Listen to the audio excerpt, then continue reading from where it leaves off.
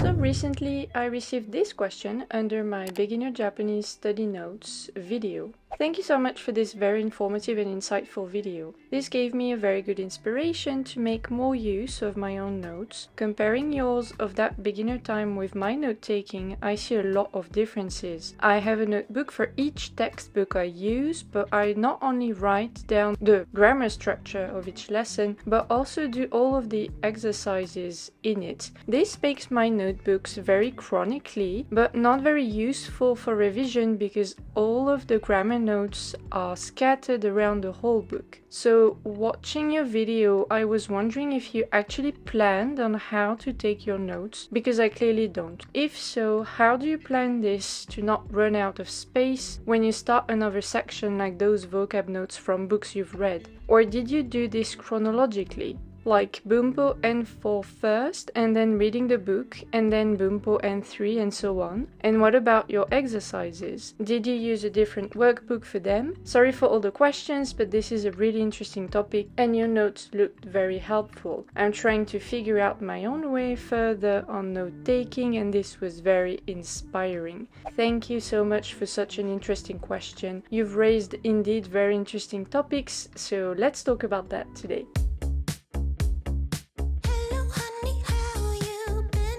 Minasan konnichiwa, Ari desu. Hi everyone, my name is Ali and today we're talking about my notebook management system for language study. Alright, so starting on the first question that was in there, on whether or not I plan my notes in advance when I start a new notebook. So the answer to this is yes and no. So I'm going to start with the no first. Essentially, when I start a new notebook for any given language, I don't know exactly what's going to be in it, or at least now with the kind of system I use, which I'm going to explain to you in detail in a second, because I don't know exactly what's going to be in it. I know that I'm going to go with the flow, so it will depend on the study resources I use while using that notebook, and then what type of notes I feel the need to take while going through those study resources. And I might also not only take notes from my study resources, I might also create some recaps, I might also create some mind maps. I've talked about this in the past as well. Definitely this is not something that I know in advance, this is something that I figure out as I go along, but the general idea is that I just start a new notebook when my previous one is filled up and there's no other kind of planning behind it. But then there is also a yes part to my answer to this question, because I follow kind of the same system now for note-taking for each of my languages. So essentially I know that I'm going to be taking study notes and also immersion notes. So in this sense, I know what kind of notes I might take or I'm most likely to take when using my notebooks, but it doesn't mean that I know in detail what notes I'm gonna take, if that makes sense. If I do a recap of what kind of notes I take now for my language study, I would say that I have a mix of combined grammar notes that I take. Then I also take some vocab notes and also example sentences sometimes. I also take note of my answers to exercises and quizzes, again, when need be. I also create mind maps, for example, and I also create recaps. Essentially, I do all of that in one single notebook per language now. So this is kind of my system now. I used to have multiple notebooks per language, and especially for Japanese. When I was studying Japanese at the start, I had multiple notebooks, but then I quickly came to the conclusion that that was not working for me and that I essentially needed one sort of commonplace notebook. I don't know if you're familiar with that term, but essentially one single notebook in which I would put everything, all of my notes, all of my mind maps, again,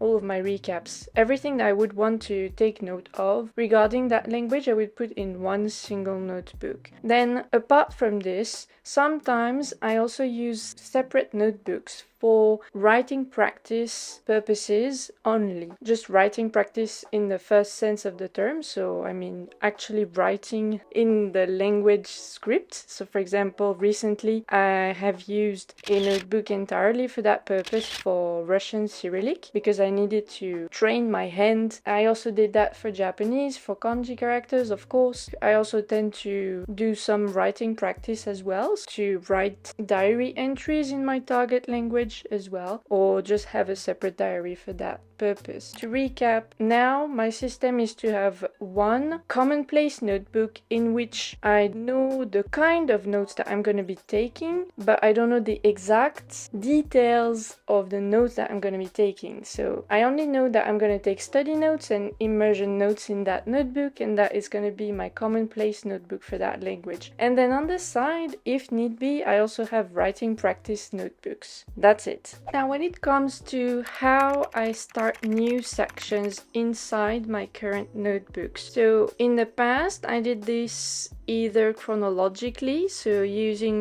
one resource at a time. I just went through the resource, took all of my notes concerning that resource, and then once I was finished with that resource, went on to another one, and so started another section in my notebook, the one I was using at the time. So I did either that, or I estimated how much space I would need to finish writing down the notes that I was taking, and I just went on to look at my study resource, see how much of that study resource I still had left, and then estimated based on the space that my current notes took, how much more space I would need to finish up those notes, and then I added at least 2 double pages after that, and then I started a new section just to give me a bit of a margin after that. Alright, so let me show you an example of that. So here is my current commonplace notebook for my Japanese language study notes. I'm almost done with it. In this notebook I took very different notes, very different kinds of notes, and I just want to show you an example of estimation of space I've just talked to you about. Here is the beginning of the notes I'm taking while going through the exercises of the Pawadoriru for N1 kanji and vocab, which I'm going through again one more time. And so you see I've started on chapter 1, of course, and then last time I took notes was for chapter 8, this one here. And then because I wanted to start some different notes, so these ones are immersion notes from a specific listening immersion practice, I left space, you see, because I didn't want to cut those notes in the middle. I left space, a few pages, right? I counted and estimated how much space I would need to finish writing down my notes for those exercises. So because at the end I was taking 1 page for 3 chapters, you see, 1 page for 3 chapters, I estimated that I would take the same amount of space, so 3 here, 3 here for each chapter. So that's what I mean by estimating the space that I need per section before I start a new one. I hope that makes sense. If you have any more questions, please let me know, of course. And to answer the specific question of where I note down my answers to exercises questions, if I don't do it directly in my study resource, in the textbooks or exercise books, then I just create a new section in the current notebook I'm using. So again, I don't use a separate notebook for that. It usually comes with a study resource in particular, so whenever I start a new study resource and I know that I'm going to be taking either study notes or exercise notes or both, in any case I know that I'm going to have a separate section in my notebook for that study resource. So then my exercise notes would be also in there. This is what I'm doing currently with my Chinese notebook and for the exercises in my HSK3 textbook. Here is my current notebook for Chinese study, and you will see that I did this chronologically. I started it out by taking notes of my answers for the HSK2 mock exams I went through. So all 5 mock exams I did with that specific resource I used. And then I started a new section here, and those notes are the study notes I'm taking, essentially my answers to the exercise questions while going through my HSK3 textbook. Here you go. So here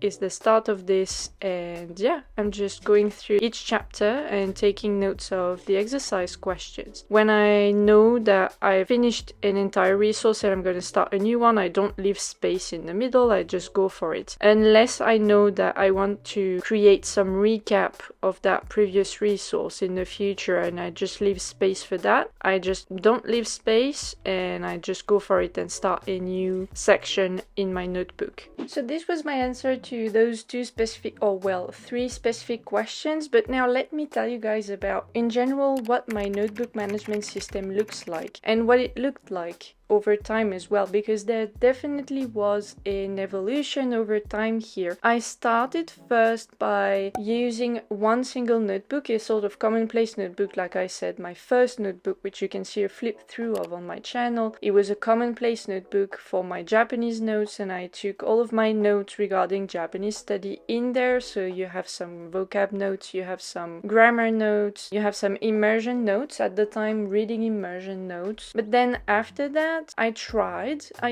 experimented with the way I took notes. I didn't have everything figured out from the start, of course, so I experimented with another kind of system back then. So at some point I had notebooks divided per language skill for Japanese. So I had, one notebook for my reading immersion notes, I had one notebook for my vocab notes, I had one notebook for my kanji, one notebook for my listening immersion notes, and then last one for my grammar notes. They were following the JLPT section categories. I tried doing that and it really didn't work for me. I realized that, this kind of system was actually putting pressure on me to try and fill up those notebooks, because I found myself losing time taking notes that were not useful to me. So, this is not the point. So definitely I fell into this trap. And the way I got out of it was just to go back to this system of having one single commonplace notebook for all of my notes. And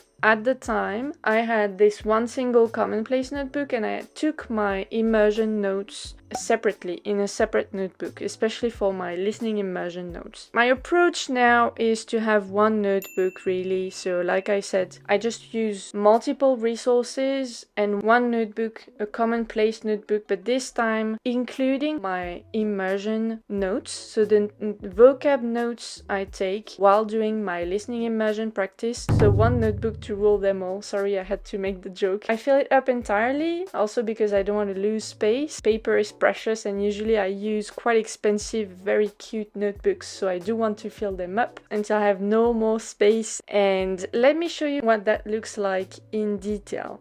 Alright guys, and now last part of this video is going to be telling you in detail each step that I go through when I fill out a new notebook for language study for any particular language. So let's start with my Chinese notebook, which I've just started. I used one more previously, but I just want to show you this one because that's the one that was readily available. So here we go with how I start a notebook. So usually I would write down what the notebook is for. So in this case for my Chinese notes, then I would write down the date on which I start the notebook, and of course I would write down when I finish the notebook. Now on one side of this I have my table of contents ready to be filled up whenever I feel the need to do it, and this is of course for future reference for me when I want to review what's in this notebook and I want to know where everything is. Then right after this I just start with my notes directly. I think here I wanted to do a title page. I need to write it down. So the title page for my notes for my mock exams, the HSK2 mock exams I went through. So in any case, then those are my notes for my mock exams. And then here we have the title page for my new section. So essentially, whenever I start a new section, I create a title page for it. And let me give you another example of this. Here is one of my previous commonplace notebooks for Japanese, and you will see that here, this title page for the start of my notes for my kanji for level N1. This is the time it took me, which is absolutely mental because I took loads of notes. Essentially, I finished this notebook. This is a good example of what an actual title page, once a notebook is finished, would look like, because to make it even easier for me to then reference back and find back within my notebooks,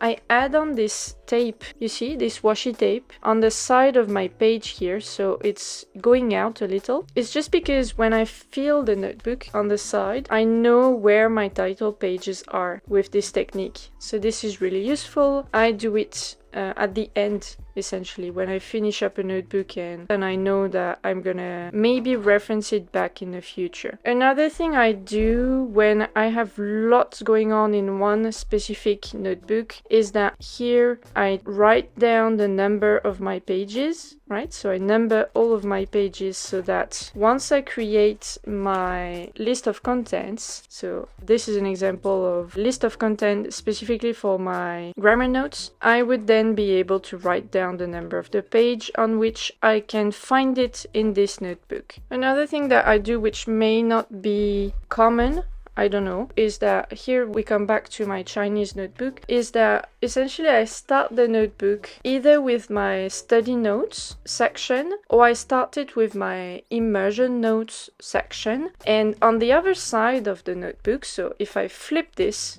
around, I would start the separate section. So in this case, my immersion notes section. So essentially my notebook have one side for my study notes and one side for my immersion notes. And I start my notebooks with either one of them, and then on the other side, flipping my notebook around, I just start my notes for the second one.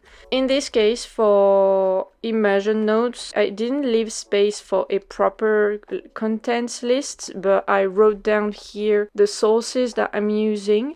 I'm gonna keep adding onto this list the names of the resources that I'm using and the kind of resource, here YouTube channels, right? And then their names. And also I have my color code here for my immersion notes. So I hope that's clear. I hope that gave you a good insight. Nothing fancy, as you can see. It's pretty simple now. I think it used to be more elaborate, more complicated than this, but essentially through time I just simplified everything, just like I simplified how I write down my weekly study list, and we talked about this in this video on the channel. So yeah, I mean, in any case, I do think that we all have our own system, and that, you know, there are things that work for some people, and definitely for me now I have a good system that works for me. So far so good. It also works for my two new languages, for my newer languages, Chinese and Russian, so I guess this is pretty universal system for me now. But definitely I did not have this figured out from the start, and I developed this system over time and refined it further and further until it was the simplest possible and the most practical possible for me. Alright guys, so that will be it for today's video. I hope it was insightful. I hope it gave you a clearer idea of how I manage my language study notebooks. If you have any questions, please leave them down below. I will see you in the comment section, and otherwise I will see you in my next video. Bye bye! Matane!